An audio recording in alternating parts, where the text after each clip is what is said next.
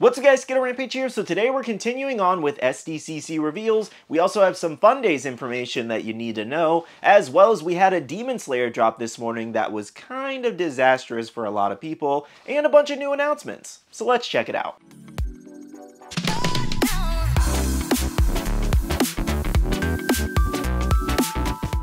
Hey everyone, welcome back to another video. We are officially halfway to the weekend, so keep on trucking on at work. I hope you enjoyed your day today. We do have more SDCC reveals. They're still going with these. I don't know how we're not done yet, but they have managed to find a way to extend this for as long as possible. We also have several other updates I do want to give you guys, but before we jump into that, we do have our question of the day, and that is, do you have a Funko Pop in your collection that has candy with it? And I'm going to go with Freddy Funko as Sam. First things first, let's go over all the reveals we had today. So today was actually mostly just Marvel and Freddy Funko mascot reveals. For Freddy Funko, we have several new pops here. We actually have Freddy Funko with a Loch Ness Monster floaty. We also have Freddy Funko bowling as like a little trophy. That's actually kind of neat. Then we have a blacklight version of the Freddy Funko in the pool. We also do have I guess a Funko Rewind Freddy Funko. Not really sure what that is supposed to be. Maybe like a ticket collector or something. I don't know. Moving on, we do have our first official pop of Proto there, which a lot of people are excited about, as well as a brand new Freddy Funko Pez.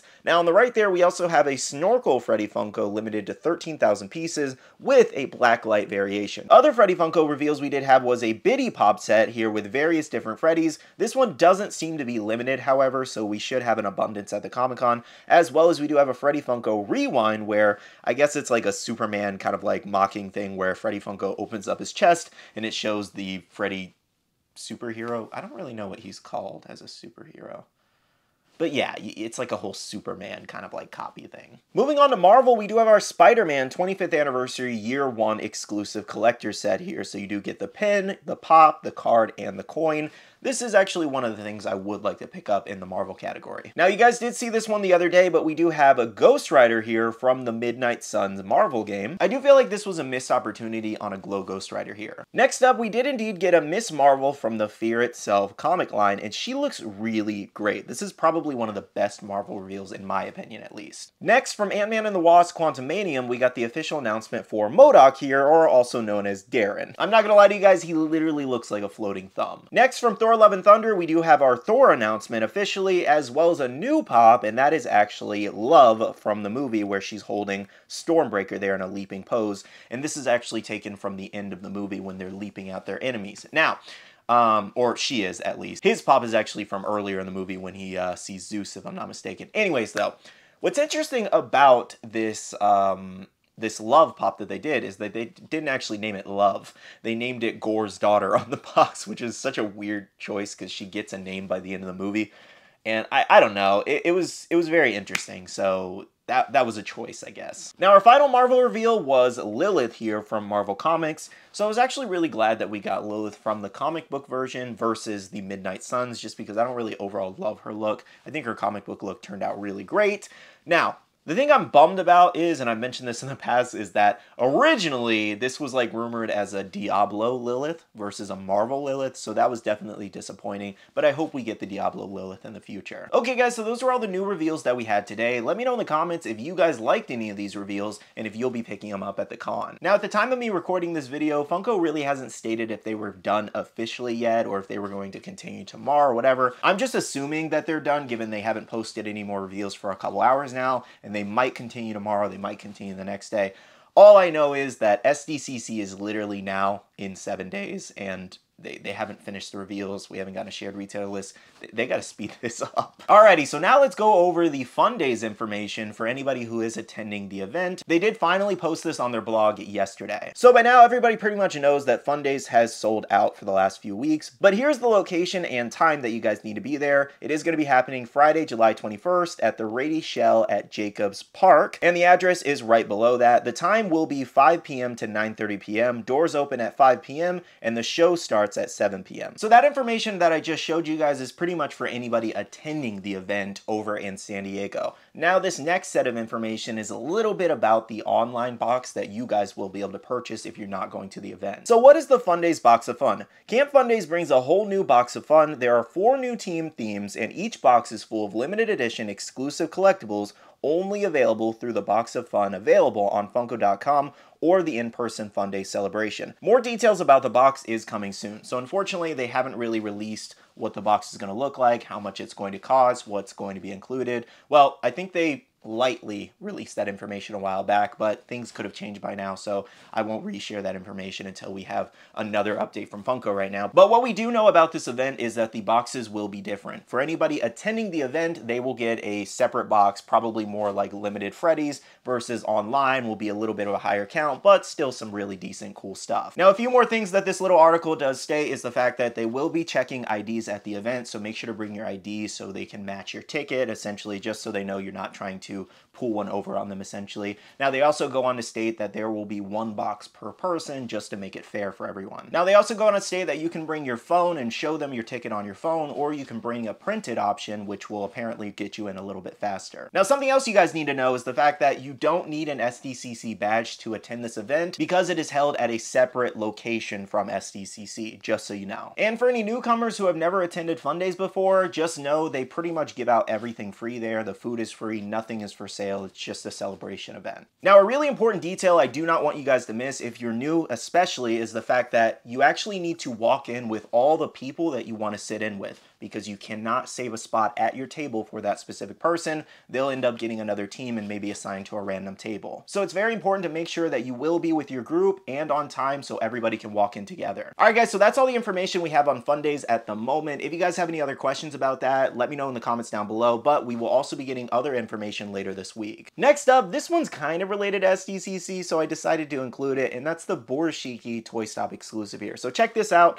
They actually did, in fact, put on the SDCC custom sticker they made. So I do want people to not be confused with this, because essentially what they did here was take their exclusive, slap on a fake custom sticker, basically just to sell more at the event. Essentially, that's all they did. They did the same thing with Odin in the past. This is not an authentic thing, and this is not an official SDCC exclusive. This is just something they're doing on their own. Now, the information that was given about this is that they will be selling this at the event, as well as all the previous online orders. Just as I thought, the pre-orders will come with this sticker. Now, they also stated that we will be getting a restock on the website in about a week. Now, I'm not really sure if those are going to come with the new SDCC exclusive sticker. They might just limit it to pre-orders in the past. We'll see what happens. But that's the information that was given. Now, if you did actually pre-order with them in the past, all the orders will ship out a week after SDCC is what they stated. That's pretty much all the information on the Borishiki exclusive right now. Good luck to you guys if you're going after that one. Okay, so one more bit of SDCC news I did want to share with you guys is it does look like Box Lunch stores are getting in their stock, because here's first looks at the 2-pack of Urokodaki and Tanjiro here.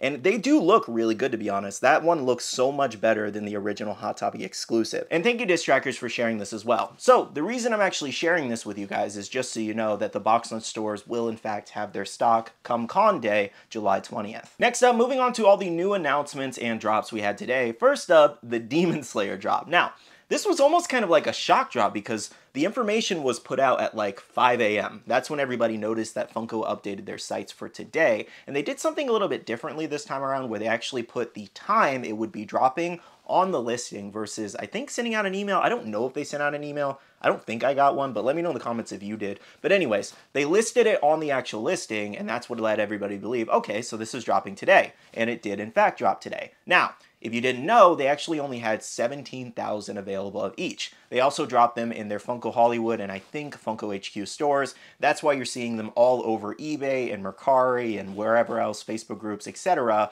for sale for like $80 plus, essentially. Now, obviously, that's nothing new. People are going to grab them early as usual and try to resell them. Now, pretty much all day, I've been getting a lot of questions from you guys as to if these are going to restock. Nobody really knows if something's going to restock, especially nowadays, because if you don't remember, I did a video talking about the fact that Funko is going to be heavily limiting their exclusives going forward in the future. So that's probably why we only had 17,000 each, because they split up the stock pretty much everywhere. They split up the stock for online for the United States, at their store locations, overseas, over at Pop Culture, Funko Europe included once they open all the other locations. Not really sure still what's going on with that, but if you remember, Demon Slayer also did have a restriction to everywhere over in Europe outside of the UK for some reason. But of course, something important to know is that they did in fact actually drop on Funko Funko Europe for the UK today. Now, of course, just because it said 17K stock was loaded to the website for each doesn't mean that's the entirety of the stock. Funko could have just only loaded half of the stock, for example, that they got in, and maybe they're waiting on the rest to ship out. We don't really know the situation. None of us know the inner workings of Funko, but it's important to know that currently it is sold out. There is a lot of reselling going on.